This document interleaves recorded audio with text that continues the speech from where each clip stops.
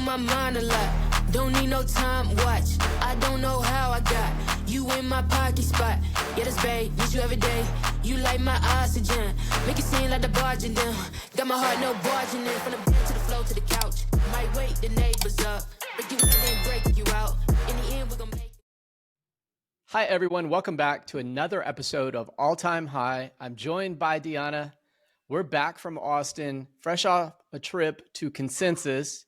Oof, What was your big takeaway, Deanna, from the event? I mean, Consensus is always amazing, right? You're talking about some of the biggest players in crypto coming together, showcasing what they're doing.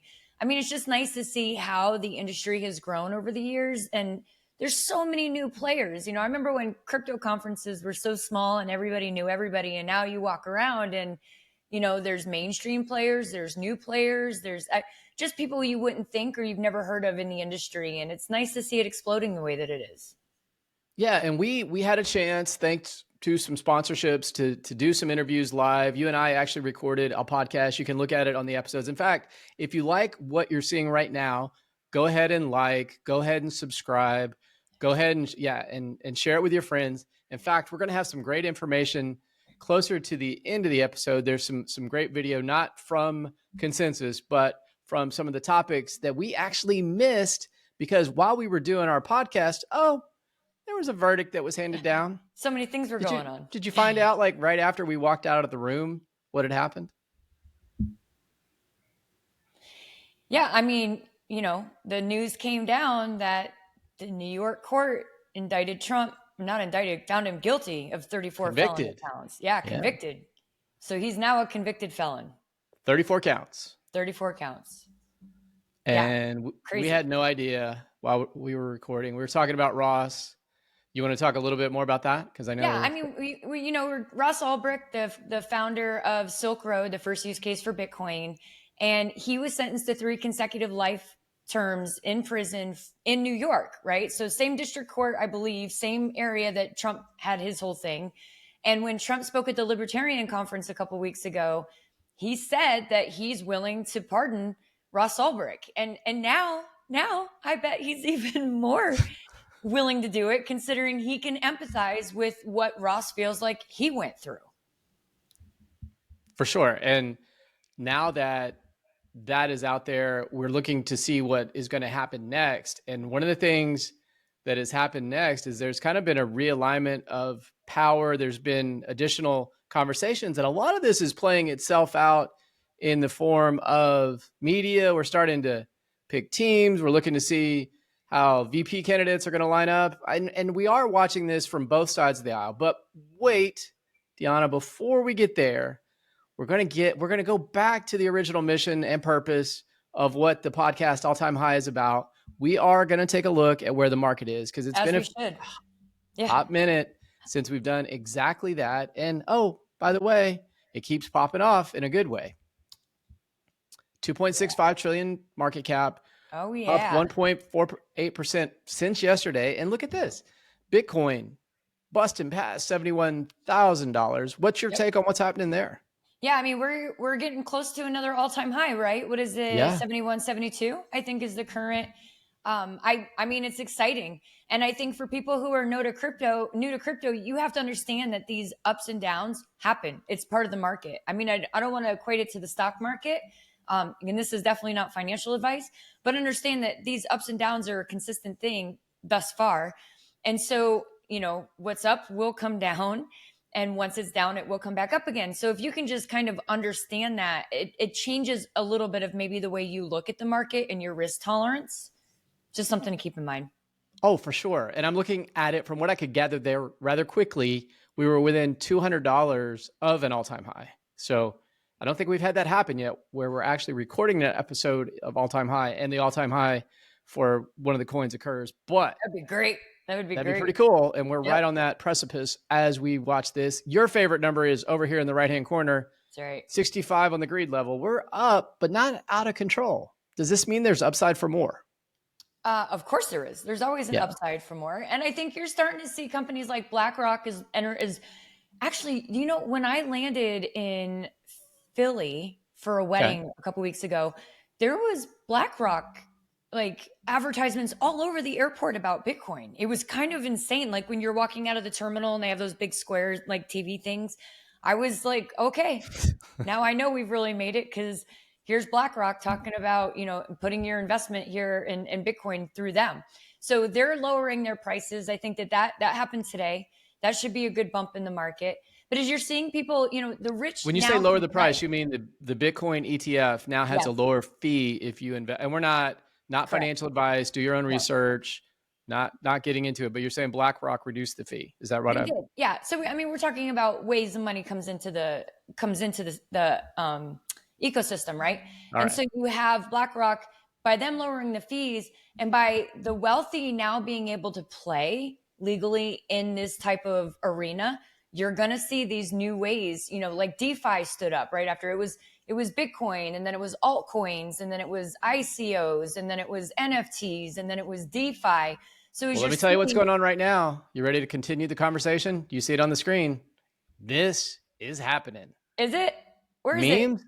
Oh my gosh. They're busting out. Now, so this is sorted by the market cap. Yeah. When I go to the 7-day percentage on meme coins, watch out. We got some big players. Seems like dogs, frogs, and politics are the place to be. Not financial advice. Do your own research. Holy cow. Look at the market cap on Ben the dog. I know. Who is Ben the dog? Million. What? Who is Ben the dog? I don't know. He's up 360% over the last 7 days. God. And if Ben isn't doing it for you, HOPPY's doing it for you at 152%. What's that math? If you put in $500, right? Don't make me get my calculator. Yeah. I have mine now, and I can't percent. So it'd be, I don't know. It's a point times 33. How do you do 300%? 300%. I'm just going to go 500 times. Oh, my phone is off for the show. So I've dedicated my I got you. Okay, wait here. So I could do that. So 500 times. In the meantime, I'll mention a little further down, GameStop is at 140. So this is not the stock, right? This is a coin that represents GameStop. Yeah. And I don't know if Roaring Kitty's got anything to do with this, but this little deal is popping off again. If you put in $500 a week ago, you'd have $1,795 right now. So triple plus. Yeah, you're talking some big money. And look, I'm going to go back to this. The thing in this meme section, I'm going to sort by market cap. So the top ones, there's 500 million. Not 500 million, $5 million kind of minimum. No, I think you got it backwards. Is that right? Yeah, I've sorted it by here. Now, if you go to the top value, 23, I'm just showing you that even the smallest players big. have a lot of value there. And by the way, dog with hat. I'm glad you brought this up. Yeah. I have a little bit of, I don't want to say prediction for Dogecoin, but I think that there's some interesting things happening that could affect Dogecoin in the future. Of course, Dogecoin has a ridiculous amount of coin value number of coins in circulation. It's like an insane amount. I think they have an infinite amount of. It's unlimited. Yeah. And it'll tell you here, whatever that 51789106118, that's the number of Dogecoin in.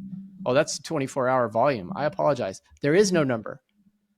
Yeah. Dogecoin, I think, is an infinite. It's infinite because when you go back and you look, let's just say Bitcoin, for example, it'll show you what the circulating supply is. And it tells you that 93% of it has been completed or is out there. And when you go down and you look at Dogecoin, there is no such highlight. And as an example, you can see Cardano, you can see on XRP, what level of circulating supply is available. Yeah. And they have a max supply. Yes. Yeah. Look at Shiba.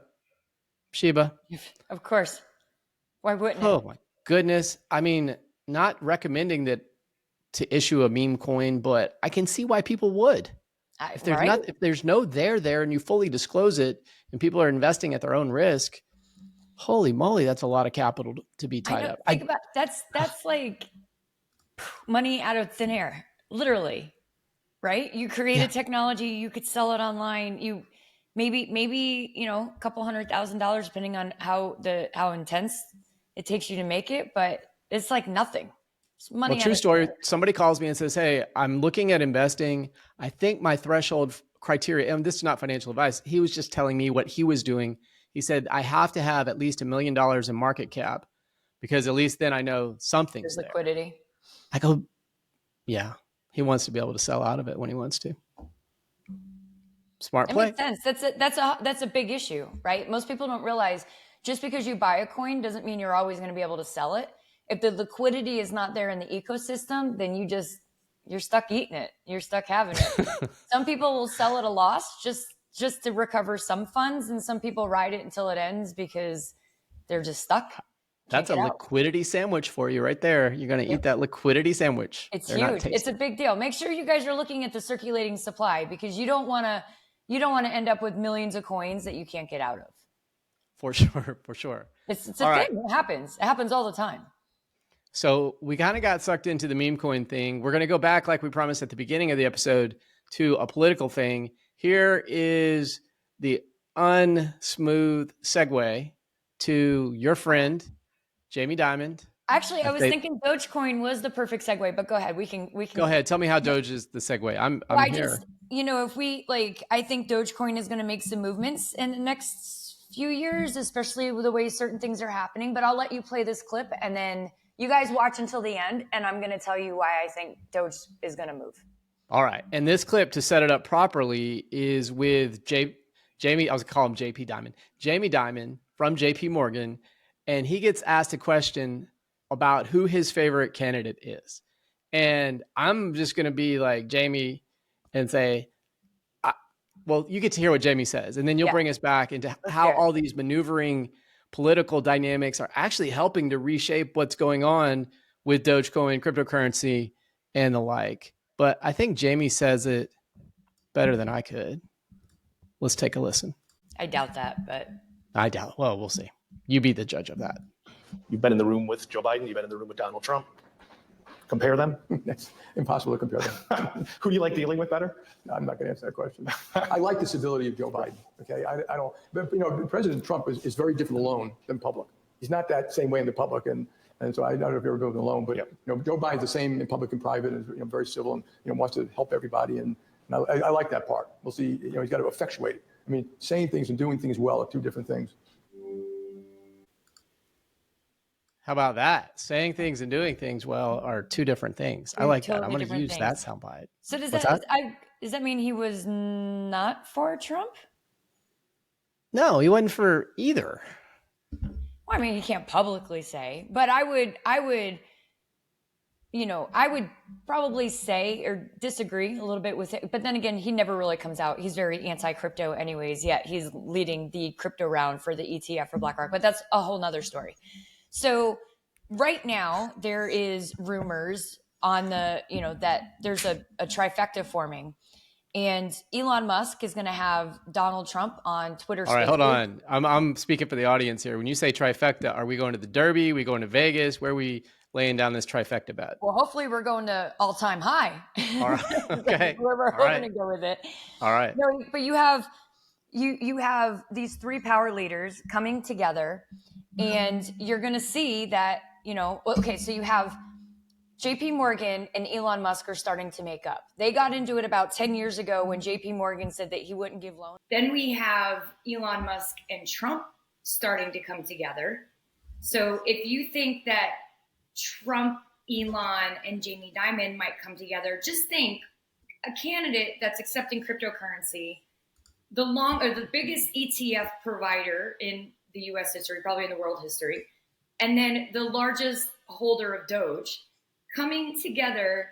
I think that this could mean some really fun things for the crypto industry as well as Dogecoin. I mean, just let Elon have a good platform. He only has to make a couple tweets and Doge moves. So I think between the three of those together, we could see some really interesting things happening to crypto. And I hope it continues to move the industry forward to that all-time high. Yeah, I will tell you, I have a small concern. May I share that with you? Please. The meme coin aspect of it, I'm such a utility person that, for example, I missed out on Facebook the first time it happened. Facebook kind of developed the business model after the fact. Yeah. right? First it was like sharing and communication and community, and it worked out for Facebook quite well comparatively to MySpace. Yeah. And so as I look at the growing and like the integration, I'm really personally concerned about Doge. They've got to evolve into something new, because anything, we know this from fiat dollars, that you can print into infinity is inherently inflationary. Is that fair? Yeah, for sure.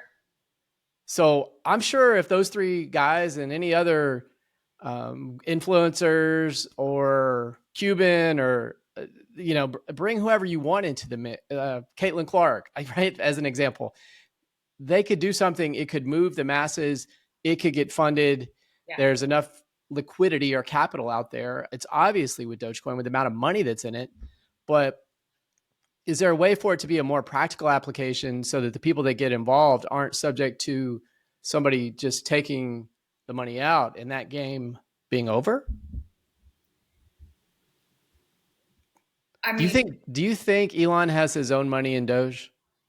I do. Yeah, I do. I think Okay. he's got so much money. What is it if he throws $1 million in somewhere? He's probably like, he's sitting at like $200 billion net worth right now. He's, I believe, the richest man. So I'm sure. Throw $1 million in there. Actually, I was thinking about this. 280 billion. If you got the 365 billion, you'd be making $1 billion a year. Or $1 billion a day. Sorry. $1 billion a day is almost what he makes. Probably a little half. So 500 million a day is what Elon makes. So your speculation, and I'm just trying to read the tea leaves here as they move around. It's an election year. You're saying Jamie's talking to Elon, Elon's talking to Trump, Trump's talking to Jamie. Is that right? Or did I miss one? They haven't officially come out and said, but I feel like it's coming. I feel like you're going to see, when you start to see, I mean, you have Elon that owns Twitter, right? Yeah, he's starting to take a more diverse side to the right, or not the right. I just want to say, like, he was a much far left-leaning person, and now I feel like he is more in favor of policies that are going to bring business back for people. For sure. Business owner, that's huge for him. And I think that, as he starts entertaining more and more people, that essentially everybody just watched what the U.S. did to our president. And if they can do it to a former president, they can do it to anybody. This is not taking sides. This is just no. I'm going to bring us back before we take sides. Before we go. No. It's not taking sides. It's the powers that be are starting to line up together to change what's happening. And I'm hoping that a byproduct of that is going to be favoritism to crypto. Yeah. Okay. So this is where I'm going with this. I'm going to give you a choice, and I want you to think about it for a hot second. Okay. So which one is going to happen first? Is Elon going to reinstate Trump to X, or will Biden begin accepting cryptocurrency for donations to his campaign, to their campaign? Think about it for a second. We're in an election year. It's a tight cycle. Both of those, I think, would influence voters immeasurably. Like, if I could say that, would this move the polls 2 to 5 points? I'm thinking about this like I would on television. What's going to get me the ratings? I'm thinking about this like an influencer. What's going to get me the views? So you're running the political campaign for both candidates, your choice. Which one of those two is going to move the market? Which one do you think would actually happen sooner versus later? What should happen, I think what should happen is Biden should start accepting cryptocurrency. What I think is going to happen is Elon Musk is going to let Trump back onto X before Biden starts taking cryptocurrency. I mean, he needs money, so it would just be a smart play for him. But Elon does or Biden does? Biden does. Well, it's election year. He needs to raise. No, I would say that would be the most savvy move, because it would also take out the momentum that's being built for the candidate on the right. And you don't want to, in a swing election, I think it is, whether people want to acknowledge it or not, it's going to be close. It's going to be controversial. Why wouldn't you make sure that you had your ducks in a row? Like, holy cow. Yeah, you saw he just closed the border. Yes, with the same executive order that was issued by the former president. Yes. I'm just saying, they're doing that's my point. Like, you're making the point. Like, you see what works. Let's make sure that we have all these things lined up. And I hope there's an ability in the cycle that we're in, because a lot of times during election years with a divided House, right? The House of Reps and the Senate have Democratic and Republican leaders. You would think that it would be difficult to get legislation passed through. Ironically, they repealed an SEC law or FASB or whatever they call it, and it was the president who vetoed it. So now that goes back. And the only way that they can do that is with a super majority. And I don't think necessarily that that's going to happen. Yeah. Well, I mean, it's interesting times we're in right now, especially the election year. I think it's the Wild Wild West. Anything could happen. I mean, there's high stakes. So, Oh yeah. And I think, of the things that we're seeing and saying could possibly transpire, there are so many different plays on this checkerboard. Is it checkers or chess, Deanna? Which one are we playing? Do you know? Yeah, it's definitely chess. Definitely chess. All right. I'm just making sure. Yeah. Because when I see somebody do something that influences 30 to 40 million voters and the other side either ignore it, I'm wondering if they're playing with house money or know something that we don't know. That's where I get concerned. I mean, I think it's probably both. Yeah. Yeah. Fair enough. Well, this and more interesting thoughts next time on All Time High. Thanks, Great. Deanna. Thanks, you guys. You on my mind a lot. Don't need no time, watch.